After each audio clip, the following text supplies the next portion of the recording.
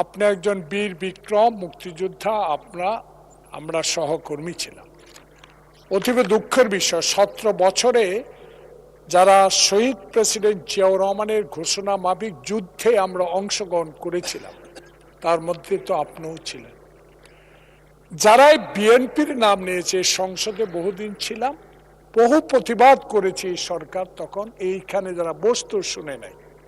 আপনার মাধ্যমে আমি মাননীয় মন্ত্রীর কাছে আহ্বান জানাবো, বিগত 17 বছরে সারা বাংলাদেশে উপজেলা লেভেলে যে মুক্তিযোদ্ধা ভবনগুলো হয়েছে সেগুলো তদন্ত করে দেখবেন কিনা একটারও বিল্ডিং এর অস্তিত্ব নাই, এবং যারা বিএনপি করেছে তাদের ভাতা পর্যন্ত বন্ধ করে দিয়েছে।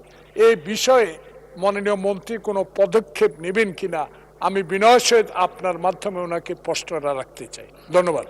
মাননীয় মন্ত্রী।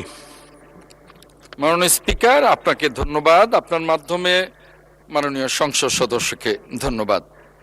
এই বিষয়ে আমাদের কাছে আরো অনেক অভিযোগ এসছে। মাননীয় সংসদ সদস্য যে বিষয়টি উত্থাপন করেছেন, এই বিষয়টি নিয়েও আমাদের মুক্তিযুদ্ধ মন্ত্রণালয় কাজ করছেন। আমরা ইতিমধ্যেই অভিযোগ পেয়েছি এবং আমরা জানি যে অনেক মুক্তিযোদ্ধা যাদের ওই 18 বছরের ফ্যাসিবাদী সরকারের সময়ে তাদের ভাতা বন্ধ করে দেওয়া হয়েছিল, তাদের মুক্তিযুদ্ধের সনদ স্থগিত করা হয়েছিল এবং বিভিন্নভাবে প্রকৃত মুক্তিযোদ্ধাদেরকে হয়রানির শিকার হতে হয়েছিল। আর এর ভেতর দিয়ে অনেক অমুক্তিযোদ্ধাও মুক্তিযুদ্ধের তালিকায় সন্নিবেশিত হয়ে তারা ভাতা এবং অন্যান্য অবৈধ সুবিধা গ্রহণ করেছে। তাই মাননীয় স্পিকার, আপনার মাধ্যমে বলতে চাই, এটা নিয়ে আমরা কাজ করছি।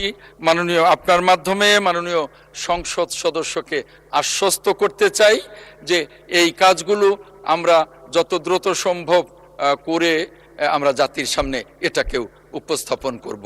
মাননীয় স্পিকার, আপনাকে অসংখ্য ধন্যবাদ।